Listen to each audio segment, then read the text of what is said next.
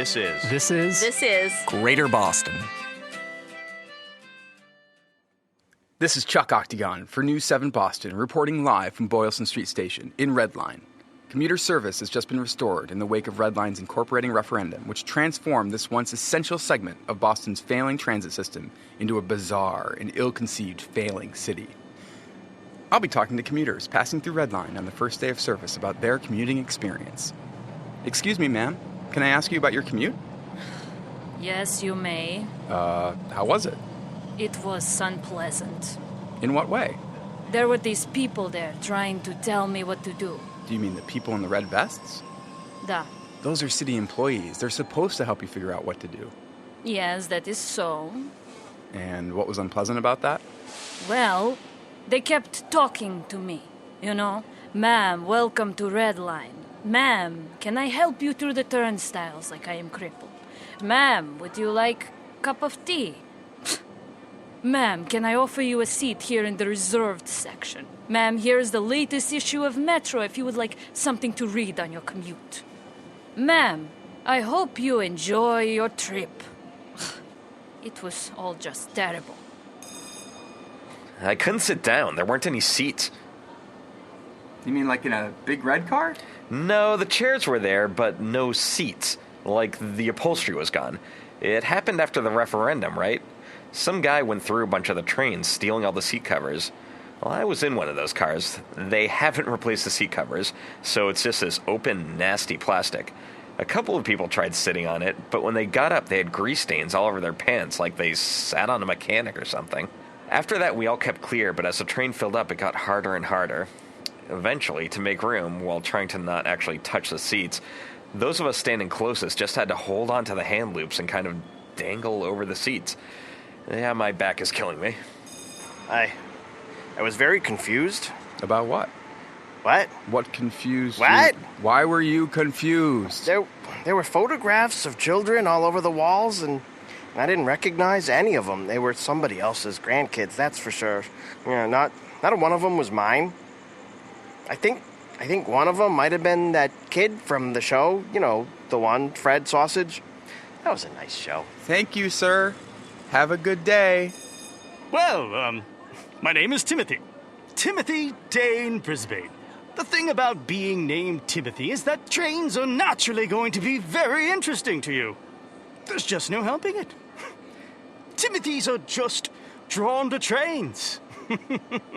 And so, of course, I was first in line to get on the train this morning. As soon as the doors slid open at 5:33 a.m., I was right there, ready to slip inside. First one boarding. By 5:34, I was pressed all the way to the back of the wall on the other side of the crush of people behind me. It was very crowded. And the thing about being a Dane-Brisbane is that it's very difficult to deal with large masses of people. Dane-Brisbanes are accustomed to having our own space, even in trains. We own a lot of trains. Fortunately, I'd brought my pepper spray. Anyway, that is why the first train ended up not leaving the station until 6:47 a.m. All right. No, I don't actually take the train. I just come down here, you know, to watch the crazies. You ever come down here and just watch people? They get on the trains, they get off the trains, they do the craziest things. Sometimes, like, a train is full, and everybody still wants to get on the train, and it's like, hey, buddy, the train's full, you can't get on. But they keep trying, just pushing and shoving, and then the door closes, and he's not on the train. People do the craziest things. Makes me laugh. It was exactly as I expected. Exactly as we predicted in the all-knowing pages of Political Prognostication magazine. The astrology rag? Sir, how dare you? Political prognostication is not a rag of any sort. It is a dependable window into the future of our local and national system of governance. We said Red Line's first day of services would be a chaotic mess, and it was.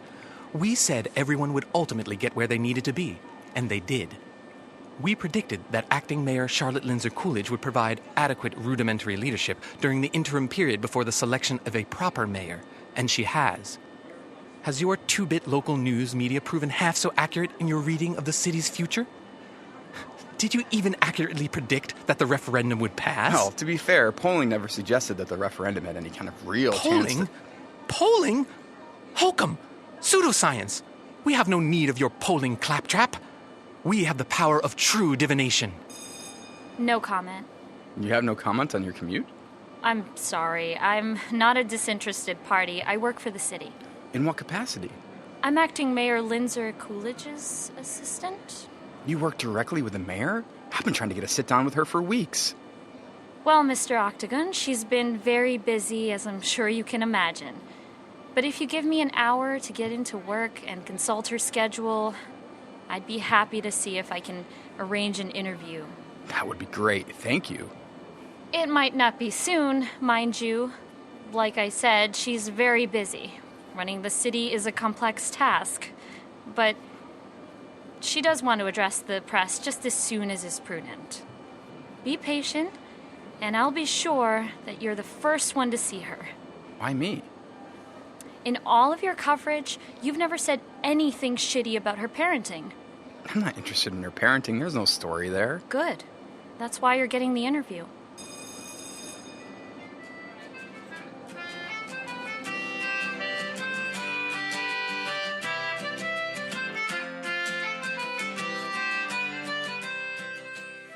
Greater Boston is written and produced by Alexander Danner and Jeff Van Dreason.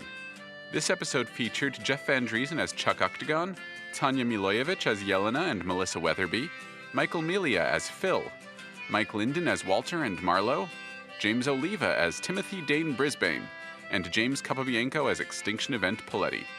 Charlie on the MTA demo track recorded by Emily Peterson and Dirk Tiede. And some listening recommendations to carry you through the final weeks of our hiatus.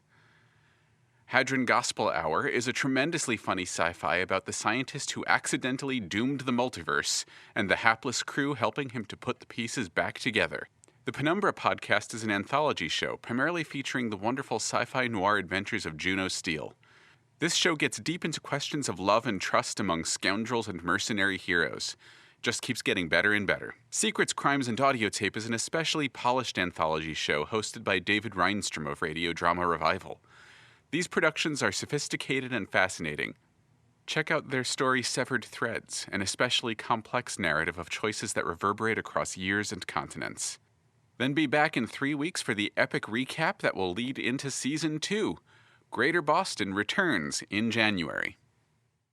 This is Chuck Octagon for News 7 Boston, reporting live from Boylston Street Station in Redline, where computer service has just been restored in the wake of Redline's incorporating referendum, which transformed... Jesus Christ, Alexander.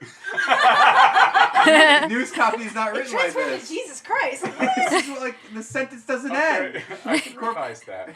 There's also a typo in the very beginning. Of course. This is Chuck Octagon for News 7 Boston, reporting live Boylston Street Station. In Redline, where commuter service has just been restored in the wake of Redline's incorporating referendum, which transformed this once essential segment of Boston's failing transit system into a bizarre and ill-conceived failing city. That's gonna take some work. My name is Jelena. I hate my life. Get me off this train, please. I think Jelena might be coming back.